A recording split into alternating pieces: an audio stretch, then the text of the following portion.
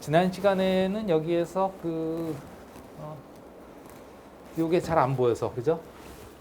글씨가 잘 안 보여서 잘 못 봤을 수가 있는데, 이와 같습니다. 여기도 다 글씨가 여기에 다 써 있죠, 그죠? 여기는 펄스폭. 요거는 이제 그 펄스폭의 역수에 해당하는, 여기 펄스폭이라고 그러면 펄스폭의 역수에 해당하는 주파수. 여기 마찬가지로 여기도 마찬가지입니다. 그러니까 이게 타우분의 1이 되는 거죠. 타우분의 1. 표시해 놓고 있어요. 여기다가 각각 그 주파수를 가만히 들여다보면은 이제 그 스펙트럼이 제로가 되는 포인트들이다 하는 걸 알 수 있어요. 그것의 2배, 4배, 아니 2배, 3배, 4배 등등. 여기도 마찬가지로 이것의 2배, 3배, 4배, 5, 6, 7. 그 배수에 해당하는 고저파 스펙트럼은 안 나온다는 거예요. 그럼 그 주파수가, 이 주파수가 뭐에 해당하는 거 하니? 이 주파수가 뭐에 해당하는 거 하니? 이 펄스의 폭의 역수라는 거죠. 전부 다 펄스의 폭의 역수다. 그리고 이 스펙트럼의 모양은 그럼 뭐에 해당하느냐 하면 우리가 뒤에서 배웠습니다만 결국은 뭐의 스펙트럼이냐? 이 노란색은 뭐의 스펙트럼이냐면 그냥 이러한 펄스, 구형 펄스, 그리고 이 폭이 이제 타우분의 1인 그런 펄스의 스펙트럼이에요. 사실은 그거를 우리가 유도를 했죠. 수식으로 유도하진 않고 그래프로 유도를 했죠. 그죠? 네.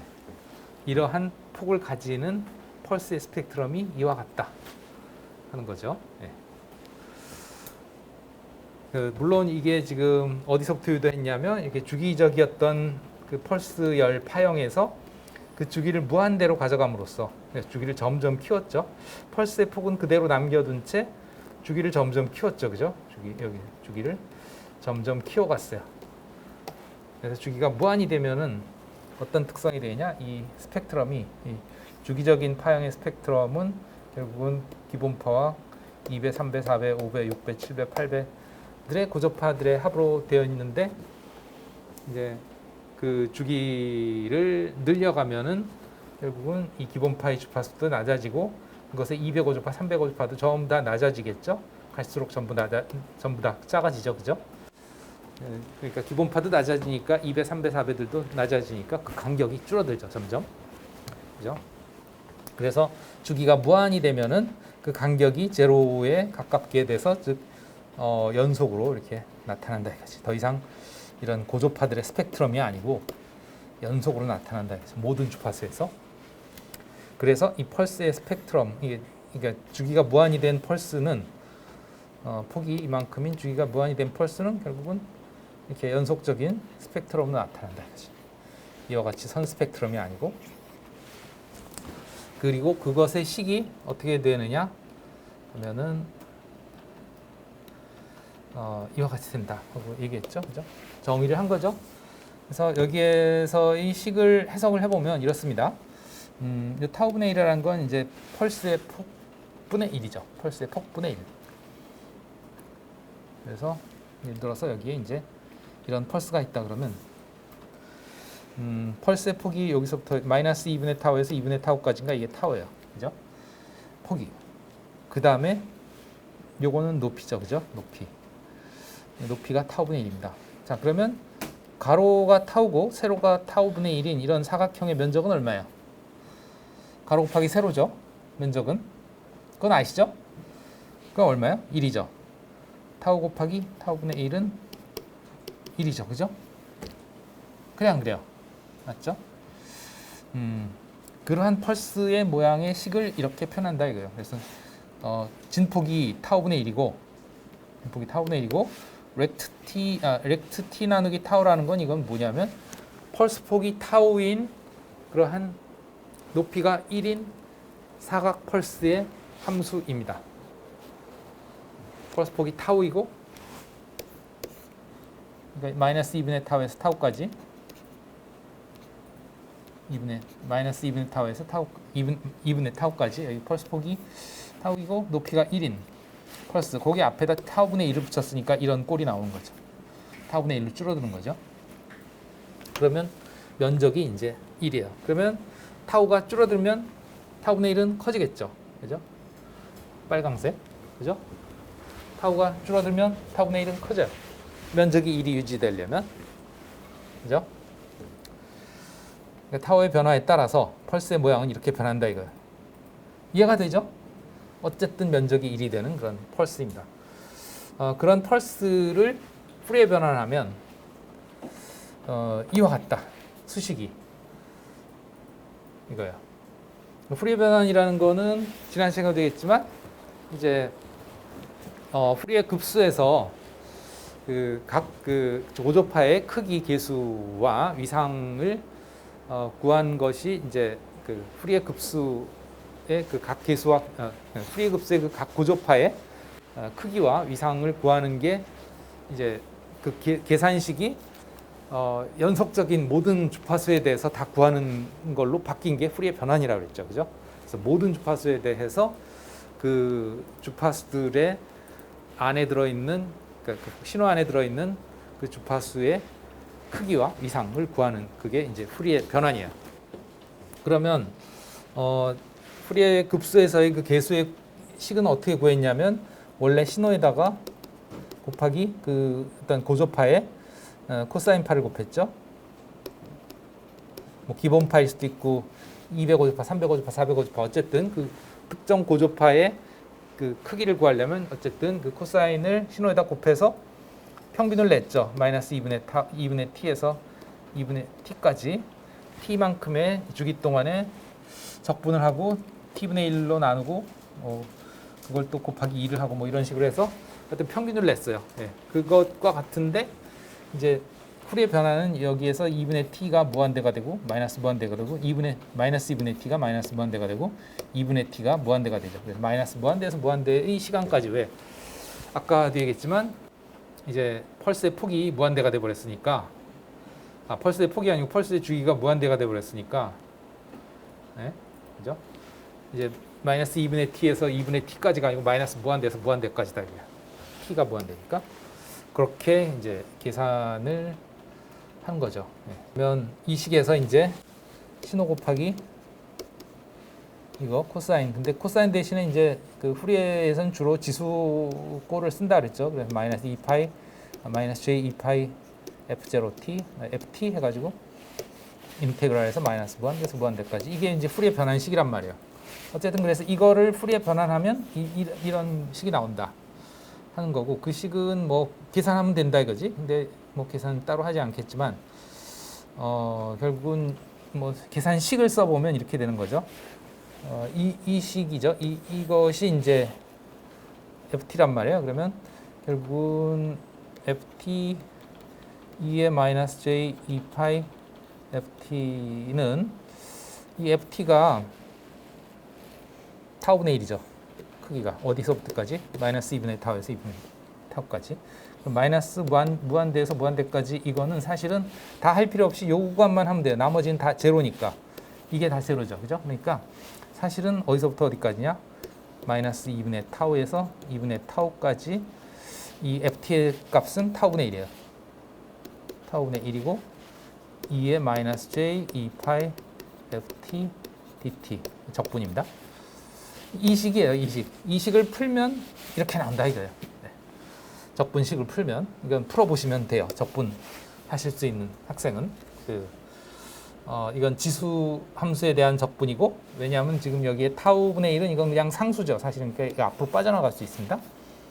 그러니까 이 적분하는 t에 아무 상관이 없어요. 그냥 곱하기 얼마의 그 단순한 값이니까 빠져나가고 얘만 적분이 되죠. 그러니까 이건 t의 함수니까 그리고 복소수이고요.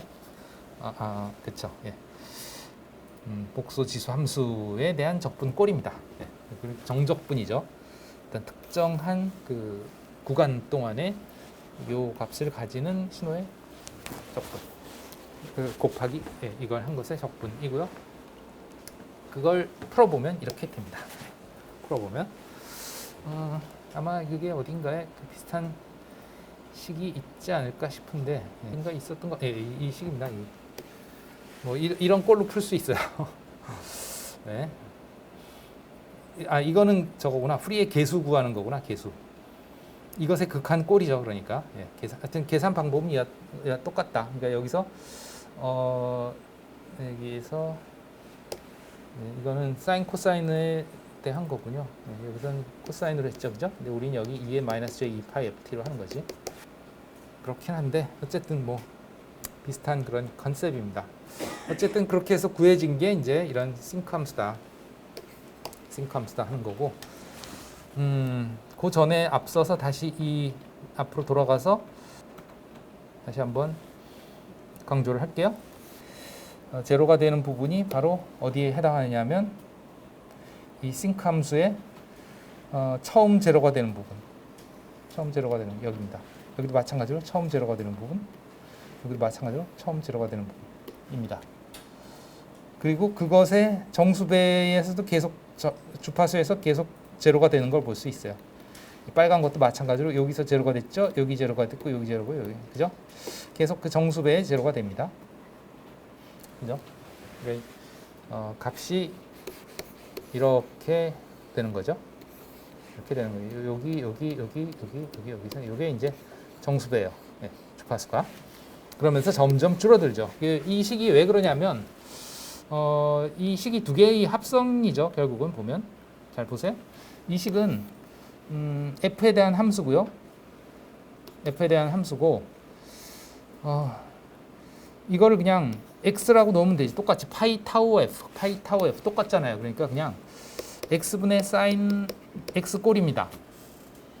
x라는 게 파이 타우 f라고 하면 그럼 x에 대한 변수가 x에 대한 그런 함수이고 이거는 다시 쓰면 사인 x 곱하기 x예요. 나누기 x예요. 그죠? 그러면 이거는 사인 x는 아시다시피 이런 식이죠.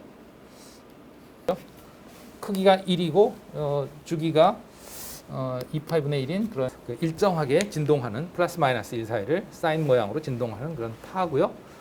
x분의 1은 이거죠. 아시다시피 x에 따라서 이렇게 되죠. 이렇게 이게 x분의 1식이죠. 이건 아시죠? 중학교 때 배우는 그래프입니다. 이거. 예. 그럼 이 두 개를 곱하면 어떻게 되겠어요? 전체적으로 이 파형이 이러한 크기로 바뀌겠지. 그잖아요? 여기서는 이렇게 큰 값으로 곱해질 거고 여기선 작은 값으로 곱해지겠죠. 그러니까 여기는 크다가 점점 작아지겠지.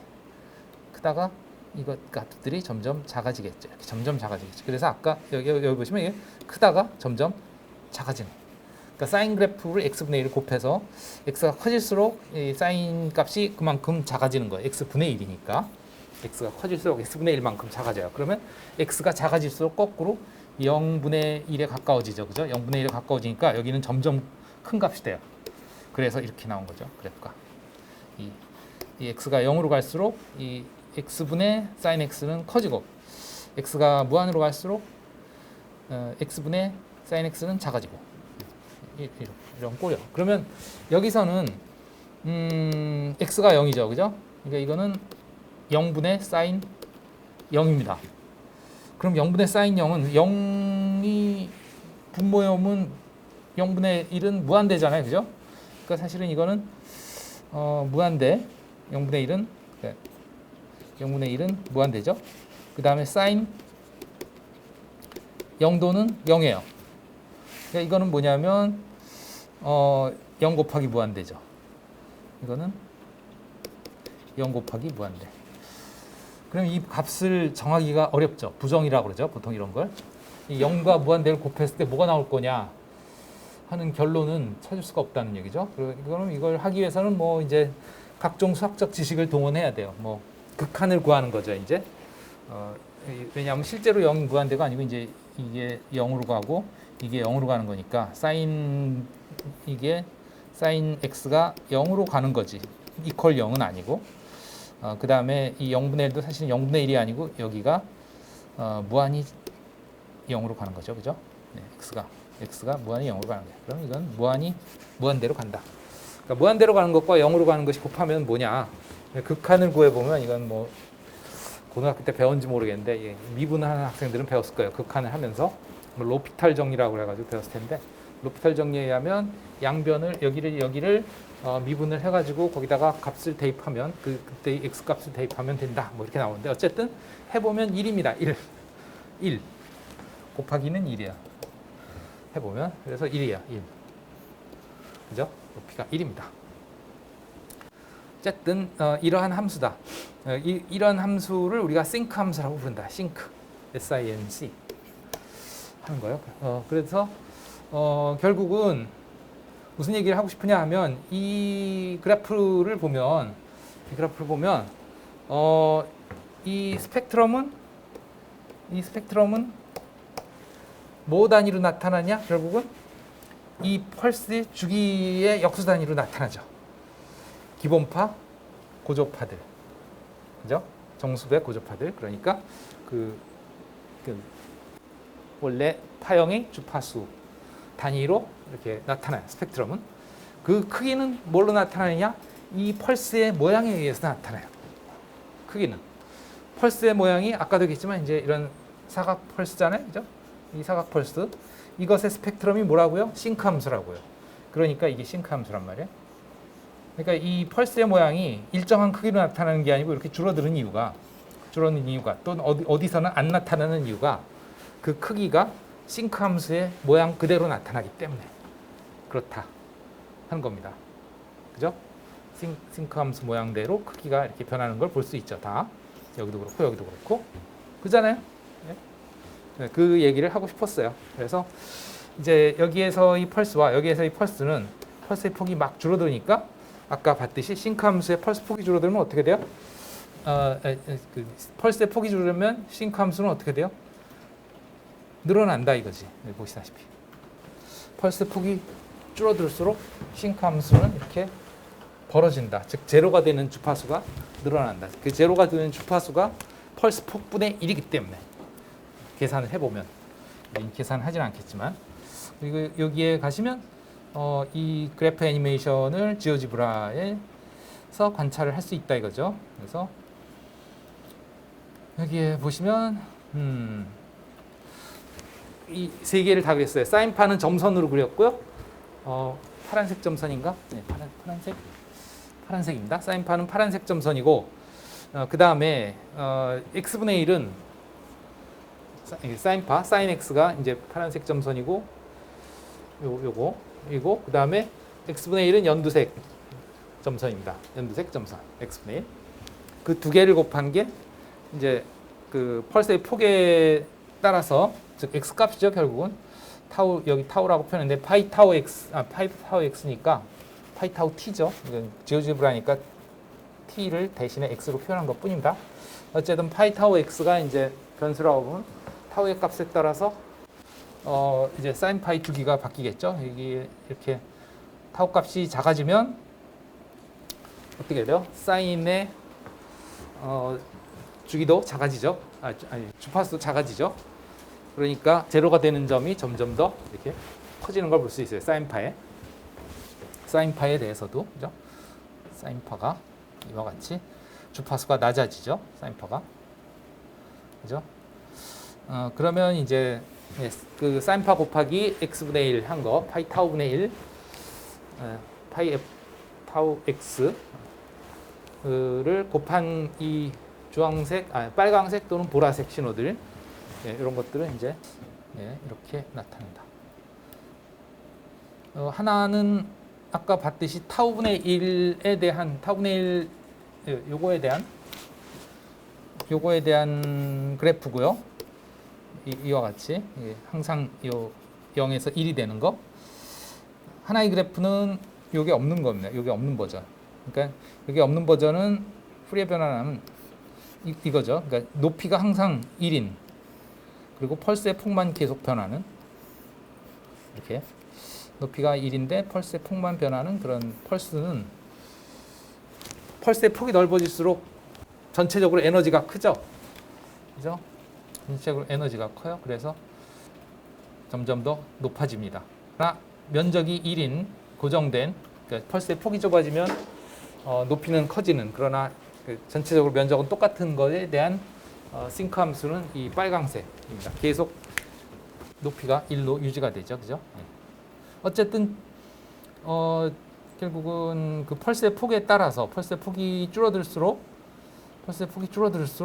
주파수는 옆으로 더 퍼진다는 거죠. 어디까지 퍼지느냐 하면 펄스의 폭이 제로가 되면 여기선 지오지브라는 제로가 안 되는군요. 제로에 완전히 가까워지면 0.2인데 더 작아지면 더 퍼지겠죠. 그죠? 더 퍼지면 이제 직선이 되는 거예요. 그래서 그 얘기는 뭐냐면 펄스가 완전히 그 폭이 붙어버리면 우리가 그걸 임펄스라고 부른다고 했죠. 대신에 이제 면적 1을 유지하기 위해서 높이는 무한히 올라가겠죠. 그래서 면적 1을 유지하고 그것에 대한 스펙트럼은 이렇게 직선으로 화이트로 나타난다. 모든 주파수에서 일정하게 들어있다. 그게 이제 우리가 임펄스 신호에 대한 스펙트럼이고요. 그게 여기에 나와 있죠. 네. 이겁니다. 이거. 임펄스에 대한 임펄스 이렇게 그리죠. 이렇게 화살표로에 대한 스펙트럼 이거다. 이게 펄스의 폭이 넓어질수록 이런 모양이 된다. 그러니까 펄스의 폭이 좁아질수록 점점 더 좁아져가지고 미안합니다. 펄스의 폭이 좁아질수록 이게 점점 더 늘어나죠, 그죠? 점점 늘어나요. 폭이 점점 좁아질수록 늘어나다 못해 완전히 이 펄스 폭이 완전히 제로가 되면 이렇게 된다. 그런 거죠. 전해드리겠지만 이게 이제 번개 같은 경우가 이런 케이스라 했죠, 그죠? 이 그래프를 그렇게 이해를 해주시면 되겠고요. 주기적인 펄스의 경우에 그 주기는 고정을 시켜놨으니까 고조파들의 그 간격은 일정하잖아요, 그죠? 얘네들 다 일정해요, 고조파 간격은. 그러나 그 모양은 펄스의 폭이 점점 줄어드니까 어때요? 이 모양이 이 싱크 함수에 따라 크기가 이렇게 된다 하는 거. 그 다음에 이 그래프는 이제 아까 또 얘기했듯이 이제 펄스의 폭은 일정하고 주기만 느린 거죠, 그죠?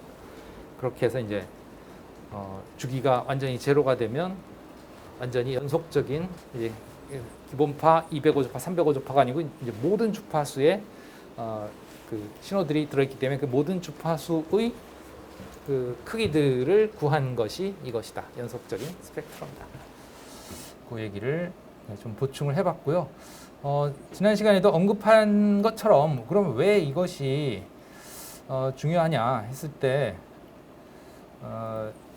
이제 디지털 신호가 이와 같이 펄스기 때문에 그렇다 하고 지난 시간에 얘기했어요. 그래서 가만히 보면 이러한 그 폭이 넓은 펄스를 보낼 때와 폭이 좁은 펄스를 보낼 때 필요한 주파수의 대역 폭이 달라진다 하는 거예요. 그래서 이 스펙트럼의 모양을 우리가 이제 싱크 함수 모양이라고 그랬고요. 뭐 그냥 일반적으로 이렇게 그려 볼 수 있죠. 이렇게 그려 볼 수 있는데 이 부분 처음에 제로가 될 때까지 이 부분이죠. 스펙트럼이 이 부분이 사실은 대부분의 스펙트럼을 차지해요. 보시다시피 그죠? 대부분의 스펙트럼을 차지한다. 이 그림에서도 이 그래프에서도 보시면 보세요. 그죠? 여기까지가 대부분의 스펙트럼을 차지하죠. 나머지는 별로 안 커요. 그런 것을 알 수 있습니다. 사실상 데이터를 이런 펄스 모양으로 전송할 때도 제일 관심이 있는 부분이 이 부분이죠. 그래서 이 부분이 스펙트럼이 얼마만큼의 대역을 차지하느냐. 그게 관건이에요. 쉽게 얘기하면. 그러면 결국은 그 전송 대역폭은 저것에 의해서 좌우된다. 그래도 과언이 아니죠. 그 얘기는 펄스의 폭이 좁아지면 전송 대역폭이 늘어난다 하는 거죠. 그죠? 펄스의 폭이 넓을 때는, 펄스의 폭이 이렇게 넓을 때는 이렇게 대역폭이 좁죠. 그러나 펄스의 폭이 이렇게 좁을 때는 대역폭이 이렇게 넓어진다. 그죠? 대역폭이 이렇게 넓어지는 거죠. 그죠? 결국은 펄스 폭이 작은 펄스를 보낸다는 얘기는 같은 시간에 펄스의 폭이 넓은 것보다 당연히 더 많이 보낼 수 있다는 거죠. 그죠? 예를 들어서 펄스의 폭이 1초인 펄스를 보내려면 펄스를 겹치지 않는 한 1초마다 하나씩 보낼 수 있겠죠? 펄스의 폭이 0.1초인 펄스를 보내려면 1초에 10개를 보낼 수 있겠죠? 즉 속도를 10배로 할 수 있어요. 그죠? 그러니까 결국은 펄스를 빨리 보낸다는 얘기는 좁은 폭의 펄스를 보내야 된다는 얘기고, 그러기 위해서는 대역폭이 많이 필요하다. 펄스의 폭의 역에 비례하게 대역폭이 필요하다. 우리가 왜 속도를 대역폭으로 얘기하는 이유가 그거예요. 그 속도에 따라서, 펄스의 속도에 따라서 결국은 요구되는 대역폭이 변하는 거기 때문에. 알겠죠? 펄스의 폭이 좁을수록 더 빨리 보낼 수 있고 그만큼 많은 대역폭을 필요로 한다. 여기서 이 대역폭이라는 건 이제 주파수 대역폭을 얘기하는 거죠. 네, W. 그리고 실질적으로는 이제 이런 그 사각의 펄스는 보내지 않는다 그랬죠. 우리가 일장 시작하기 전에 이제 디지털 통신 시스템 쫙 개통도를 그렸고, 거기에서 펄스 정형, 펄스 성형이라는 부분이 있었죠, 그죠? 그래서 이 사각 모형을 보내지 않는다. 왜냐하면 이 보시다시피 지금 이 스펙트럼에서 여기에서도 그렸고 이 앞에서도 그랬지만 이 부분의 스펙트럼뿐만 아니고 여기에도 스펙트럼이 없는 건 아니다 하는 거죠. 그러면 얘네들은 결국은 안 보내면 안 보낼수록 좋아요. 왜냐하면 대역폭을 요만큼만 쓰고 나머지 이 대역폭은 또 다른 신호를 보내는데 쓴단 말이에요. 주파수를. 안 그러면 여기에 이렇게 스펙트럼이 나타나니까 여기에 다른 걸 보내면 간섭이 일어나겠죠. 그죠? 이게 스펙트럼이에요. 주파수 스펙트럼이니까 이런 부분을 또 다른 신호를 보내려면 여기에 이 스펙트럼이 안 나타날수록 좋아요. 나타나면 그것이 다른 신호의 스펙트럼에 대한 간섭이 되겠죠. 그죠? 네. 그래서 그걸 줄이면 줄일수록 좋아요. 그래서 펄스 쉐이핑도 단순히 그냥 모양을 예쁘게 하고자 하는 게 아니고 이렇게 스펙트럼의 대역폭을 가능한 한 제한시켜서 이 부분이 잘 나타나지 않게 만들어주는 역할을 합니다. 그러려면 어떻게 해야 되냐? 스펙트럼이 이렇게 이런 부분이 많이 나타나는 건 이 파가 이렇게 예리한 부분이 있을수록, 이런 예리한 부분이 있을수록 이런 것들이 많이 나타나요. 고조파들이 많이 나타나죠. 쉽게 얘기하면. 더 예리한 그런 파의 모양을 나타내기 위해서 더 많은 높은 주파수의 신호들이 필요하다 이거죠. 그렇기 때문에 그런 것들을 이제 없애는 방향으로, 그래서 여기를 없애는 방향으로, 요것만 남기는 방향으로 한다. 우리가 요걸 뭐라고 그러냐면 한국말로 뭐 주엽이다 이렇게 얘기하는데요. 이 엽자는 그 낙엽 할 때 이파리 있죠. 이파리. 그의 엽자입니다. 주자는 이건 뭐냐면 메인이라는 뜻이야. 메인. 주가 된다 할 때, 주인 할 때. 그래서 여러분들 집에서 깻잎 많이 드시죠? 깻잎. 그 깻잎 이파리를 그냥 무심코 드시는데요. 한번 자세히 보세요. 깻잎이 이렇게 있으면 줄기가 있고 이렇게 이파리가 있잖아요. 그죠? 그러면 이파리 이렇게 큰 게 있는데 보통 손바닥만 하잖아요. 이 옆에 조그만한 게 이렇게 있습니다. 이런 거 본 적 있어요? 봤군요. 예. 그래서 이 부분을 주엽이라고 하고요. 이 부분을 뭐라고 그러냐? 부엽이다 그래요. 그래서 이 부분도 스펙트럼이 마치 요것과 같다 그래서 부엽 이렇게 얘기합니다. 그래서 이게 주엽. 네. 원래 그 식물에서 나온 얘기예요. 그것을 이제 스펙트럼에다 갖다 해서 그 이용을 쓰는 거죠. 그래서 이 주엽 부분의 스펙트럼을 주로 보낸다.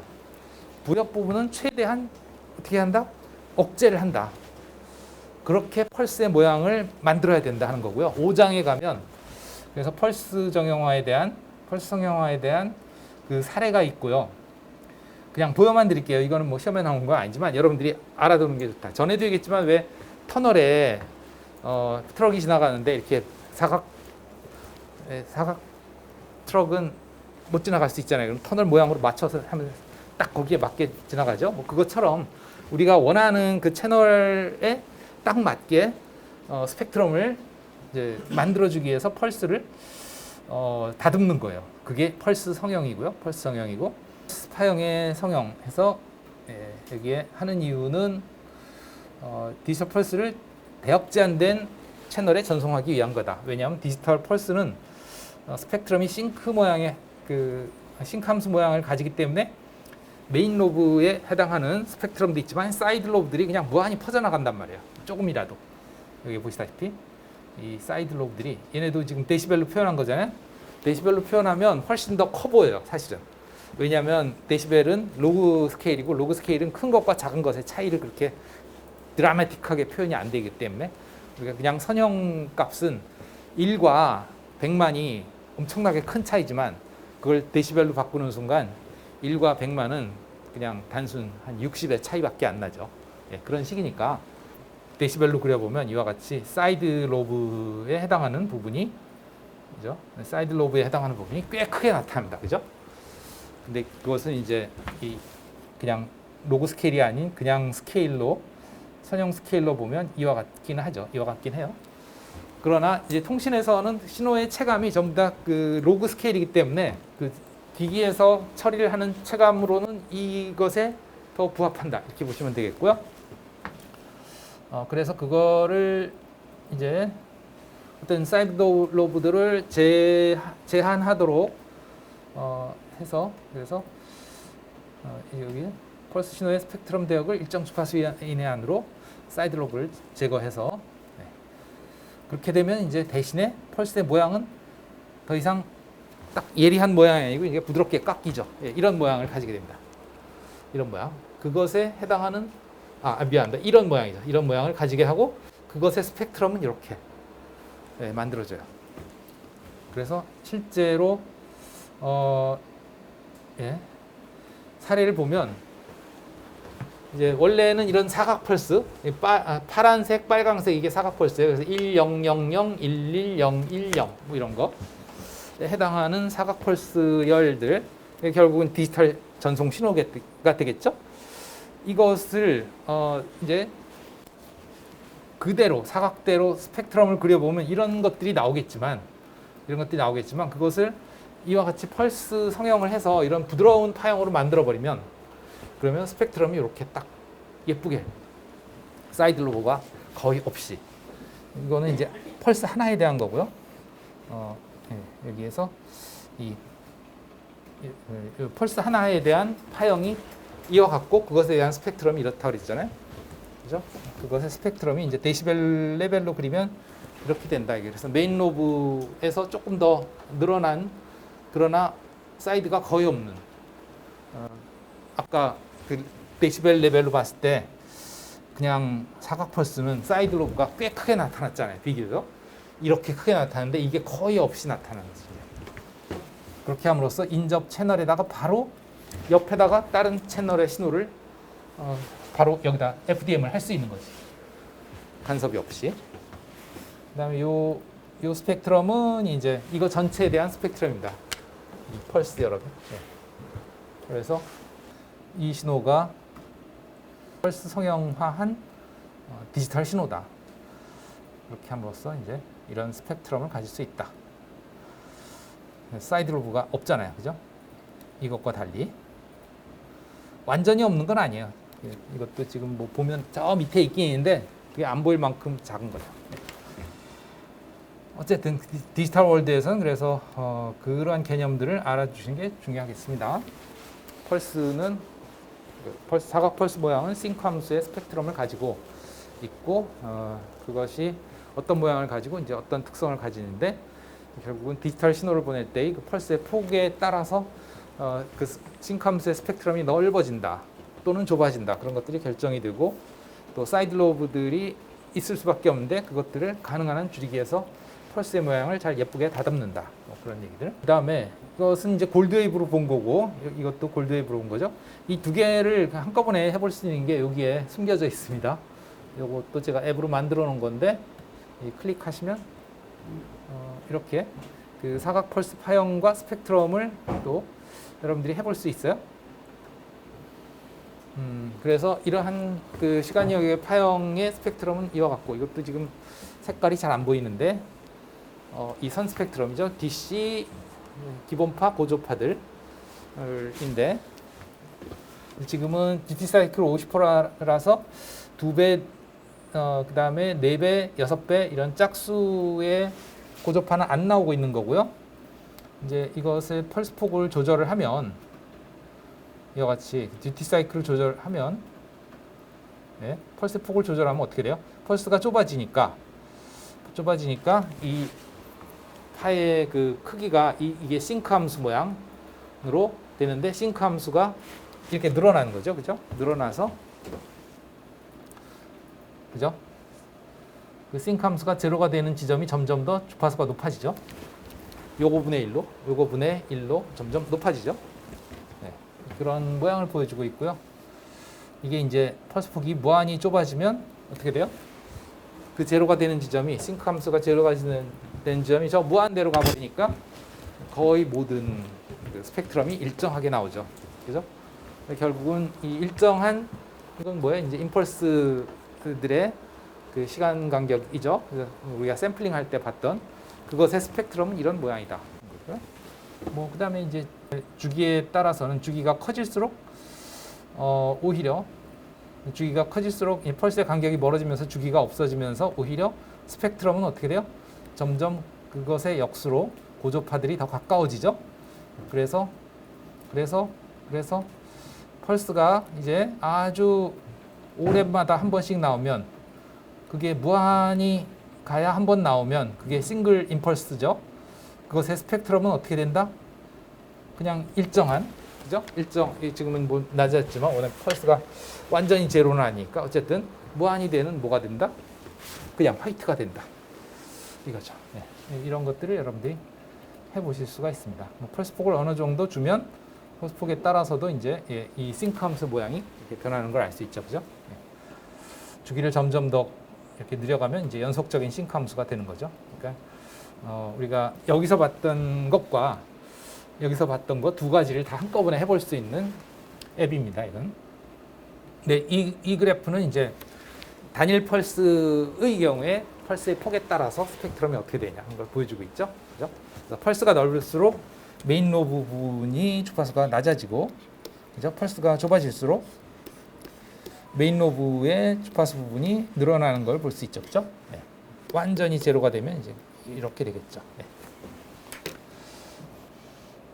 이게 그거 임펄스 방금 아까 봤던 메인 로브 이게 완전히 좁아짐으로써 이게 메인 로브가 무한히 지속되는 그런 스펙트럼. 이것의 스펙트럼은 이렇다. 네. 아까 여기서도 봤었죠, 그죠? 이거. 그 다음에 이제 거꾸로 이게 펄스의 폭이 무한히 되면 어떻게 돼요? 점점 더 스펙트럼의 메인 로브는 좁아지죠, 그죠?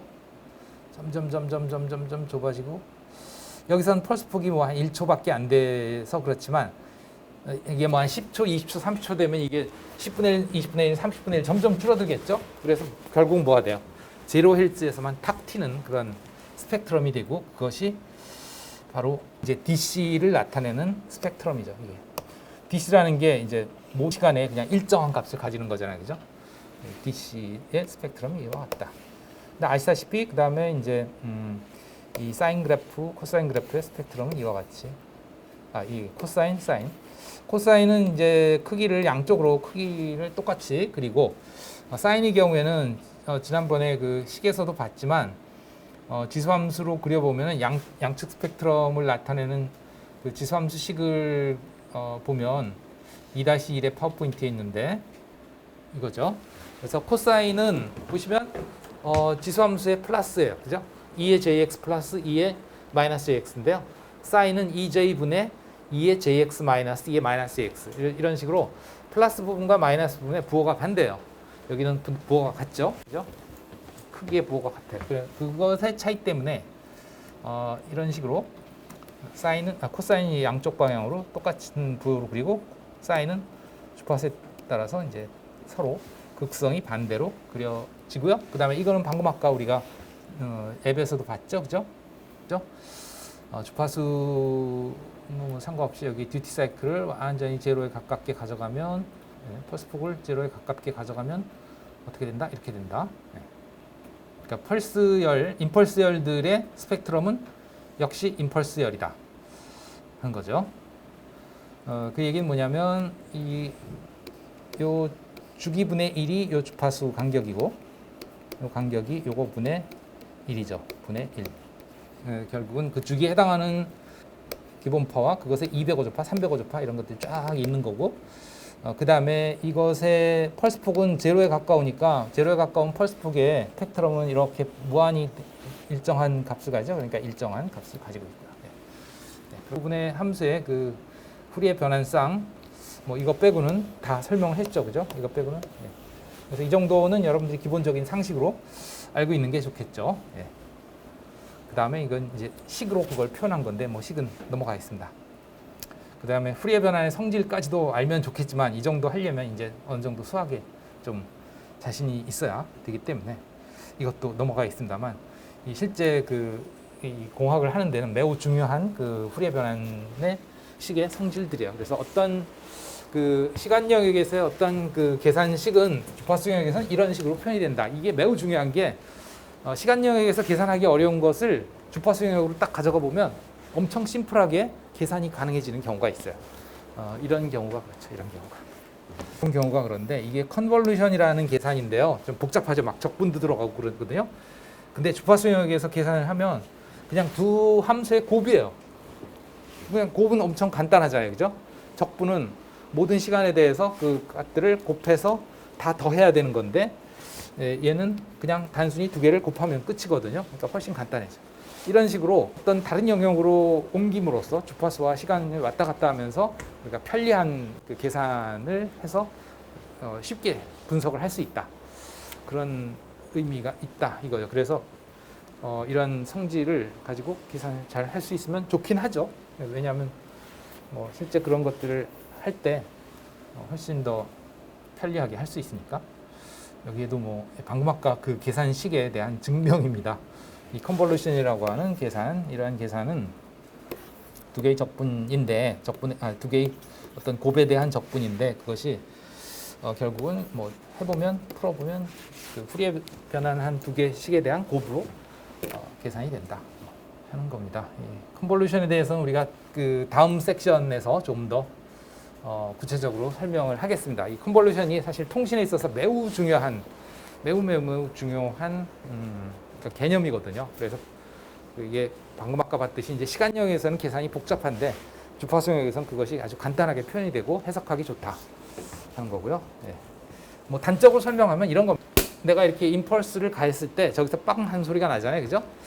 그 소리가 내가 임펄스를 가한 것과 저 물티슈통이 가지는 자기의 특성에 대한 컨볼루션입니다.